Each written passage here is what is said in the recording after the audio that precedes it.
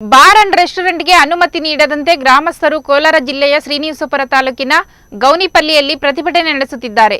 ದರ್ಗಾ ಹಾಗೂ ಶಾಲೆಯ ಪಕ್ಕದಲ್ಲಿಯೇ ಬಾರ್ ಅಂಡ್ ರೆಸ್ಟೋರೆಂಟ್ಗೆ ಅಧಿಕಾರಿಗಳು ಅನುಮತಿ ನೀಡಲು ಮುಂದಾಗಿರುವುದನ್ನು ಖಂಡಿಸಿದ ಗ್ರಾಮಸ್ಥರು ಅಬಕಾರಿ ಇಲಾಖೆ ವಿರುದ್ಧ ಕಿಡಿಕಾರಿದ್ದಾರೆ. ಈ ಬಗ್ಗೆ 1 ವರ್ಷದಿಂದಲೂ ಸಹ ನಿರಂತರವಾಗಿ ಅಧಿಕಾರಿಗಳಿಗೆ ಮನವಿ ಕೊಟ್ಟರೂ ಸಾರ್ವಜನಿಕರ ಮನವಿಗಳಿಗೆ ಸ್ಪಂದಿಸದೆ ಬಾರ್ಗೆ ಅನುಮತಿ ನೀಡಲು ಮುಂದಾಗಿರುವುದನ್ನು ಖಂಡಿಸುತ್ತಿರುವ ಗ್ರಾಮಸ್ಥರು ಸಂಬಂಧಿಸಿದ ಅಧಿಕಾರಿಗಳು ಸ್ಥಳಕ್ಕೆ ಬಂದು ಭರವಸೆ ನೀಡುವವರೆಗೂ ಪ್ರತಿಭಟಿಸುವುದಾಗಿ ಪಟ್ಟು ಹಿಡಿದಿದ್ದಾರೆ.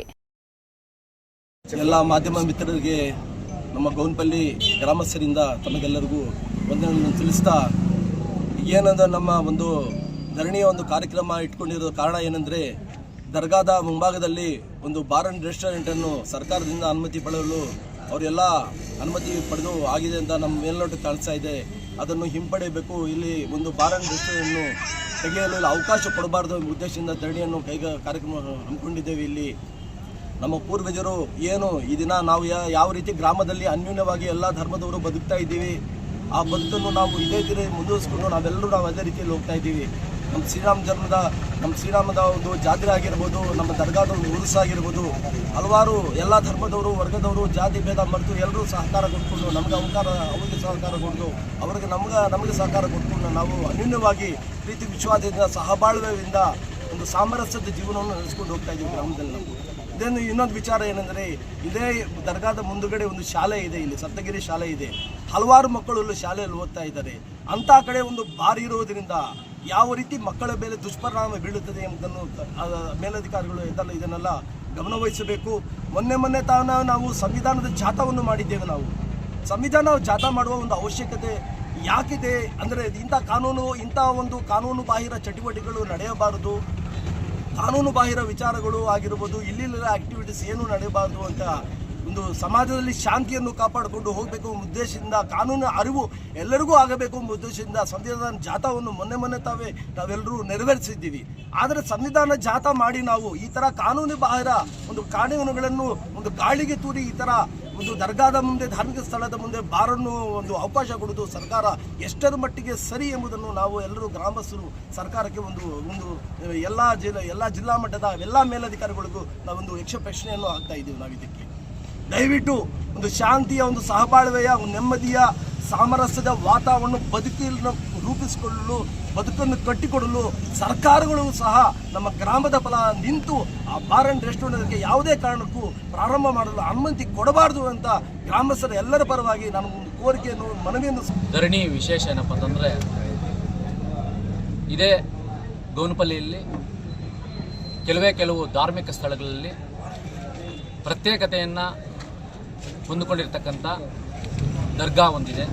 ನಾವು ಅದರ ಮುಂದೆನೇ ಕೂತ್ಕೊಂಡಿದ್ದೇವೆ. ಇವಾಗ ಈ ದರ್ಗಾಗೆ ಹೊಂದಿಕೊಂಡಂತೆ ಕೇವಲ 26 ಮೀಟರ್ ದೂರದಲ್ಲಿ ಒಂದು SR ಹೋಟೆಲ್ಲು ಮತ್ತು ಲಾಡ್ಜಿಂಗ್ ಮಾಡಿದ್ದಾರೆ.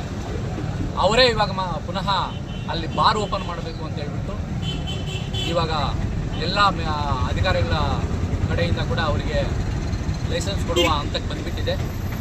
ಈ ಮೊದಲೇ ನಾವು ವೆಂಕಟರಾಜು ಜಿಲ್ಲಾಧಿಕಾರಿಗಳು ಸಾಹೇಬರಿದ್ದಾಗ ನಾವು ಮನವಿಯನ್ನು ಕೊಟ್ಟಿದ್ವಿ.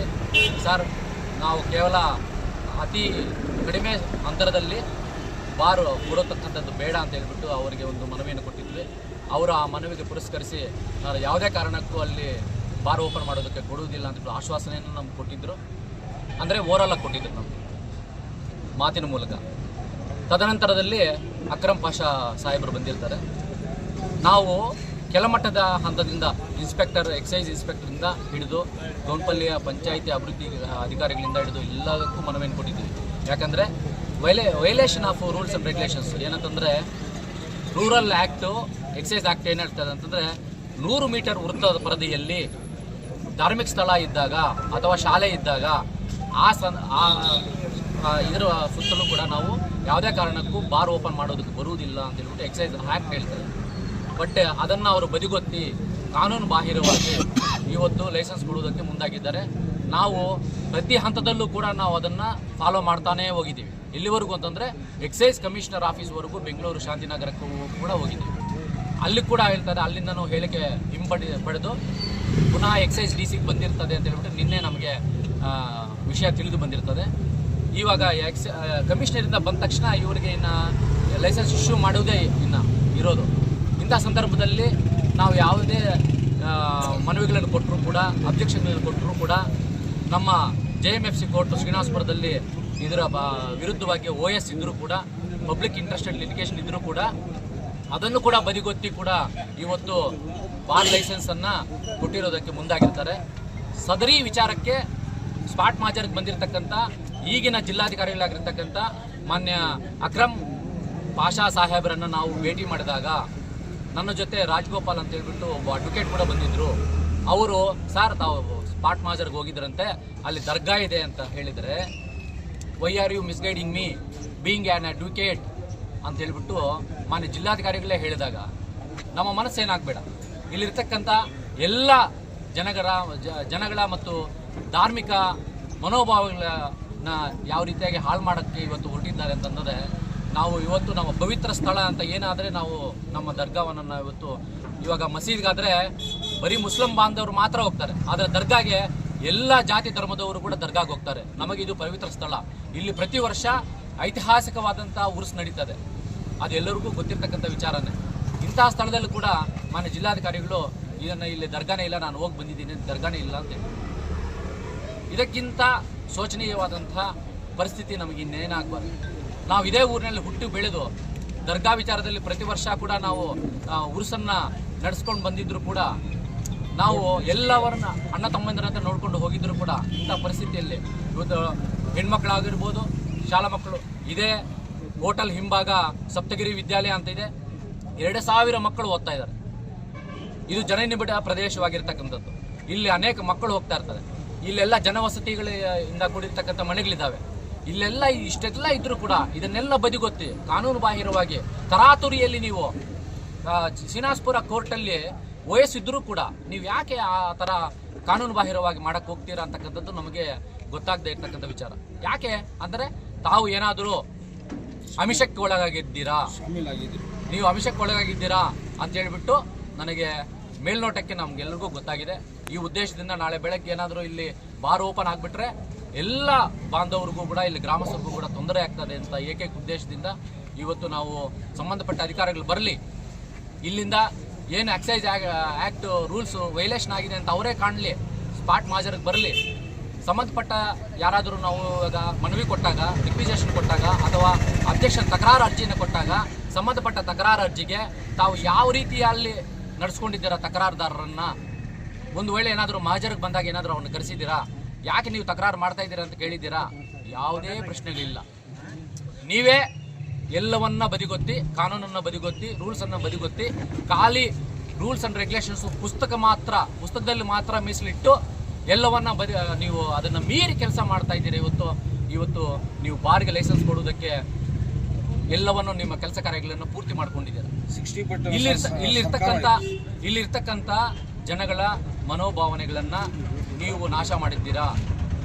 ನಮ್ಮ ಮನಸ್ಸಿಗೆ ನೀವು ಬೆಲೆ ಕೊಟ್ಟಿಲ್ಲ. ಇಲ್ಲಿರ್ತಕ್ಕಂಥ ಭಕ್ತಾದಿಗಳಿಗೆ ನೀವು ಬೆಲೆ ಕೊಟ್ಟಿಲ್ಲ. ನಮ್ಮ ಹಕ್ಕು ಏನಿದೆ ಅಂತಂದರೆ, ನಾವು ನಮ್ಮ ಪವಿತ್ರ ಸ್ಥಳಗಳನ್ನು ಕಾಪಾಡ್ಕೊಳ್ತಕ್ಕಂಥ ಶಕ್ತಿ ನಮ್ಮಿದೆ.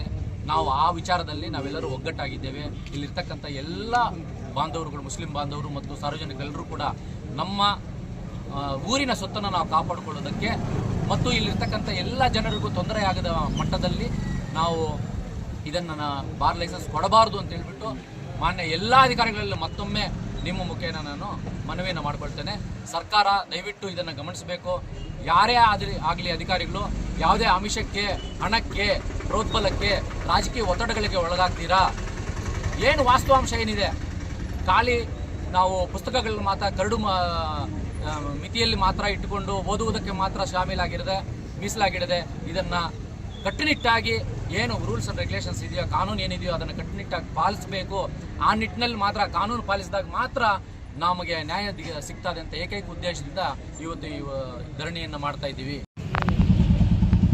ಸಂಬಂಧಪಟ್ಟ ಅಬಕಾರಿ ಅಧಿಕಾರಿಗಳಲ್ಲಿ ಇಲ್ಲಿಗೆ ಸ್ಥಳಕ್ಕೆ ಬಂದಾಗ ನಾವು ಅವರಿಗೆ ವಾಸ್ತವಾಂಶ, ನಾವು ಯಾಕೆ ಇಲ್ಲಿ ಧರಣಿ ಕೂರ್ತಿದ್ದೀವಿ, ಯಾವ ವಿಚಾರಕ್ಕಾಗಿ ಕೂತಿದ್ದೀವಿ ಅಂತ ಅವರಿಗೆ ಕಣ್ಣು ಕಟ್ಟಂಗೆ ಕಾಣಿಸ್ಬೇಕು ಅಥವಾ ಅವರಿಗೆ ತಿಳಿಸಬೇಕು ಅನ್ನೋ ಏಕೈಕ ಉದ್ದೇಶದಿಂದ ನಾವು ಧರಣಿಯನ್ನು ಮಾಡ್ತಾ ಇದ್ದೀವಿ. ಅವರು ಬಂದು ನಮಗೆ ಆಶ್ವಾಸನೆ ಕೊಟ್ಟು ನಾವು ಕಾನೂನು ಬಾಹಿರವಾಗಿ ಏನೂ ಮಾಡೋದಿಲ್ಲ ಅಂತ ಆಶ್ವಾಸನೆ ಕೊಟ್ಟಾಗ ಮಾತ್ರ ನಾವು ಈ ಧರಣಿಯನ್ನು ವಾಪಸ್ಸನ್ನು ಪಡೆಯುತ್ತೇವೆ.